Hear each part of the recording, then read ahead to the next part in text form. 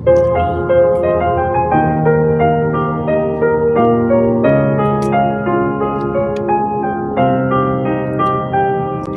sinabi bang Muslim, terorista na agad. Magulo sa Mindanao pagkat sangkot kaming lahat. Huwag mo subukan banggain, baka yung buhay magwakas. Sige kung tunay kang Muslim, pakabit ng tempered glass. Yan ang mga salita na sa amin ay binabato. Namimirata ang gawain, ba't wala pa sa inyo? Huwag nyo sanang lahatin, hindi kami masasama. Di kami ganyan sa inyo kapag kayo nakagawa. Kapag merong pinatay at ang Muslim ang salarin, agad ibabalitan na yan ang gawain ng Muslim. Pag Muslim ang may gawa, Muslim agad ilalagay.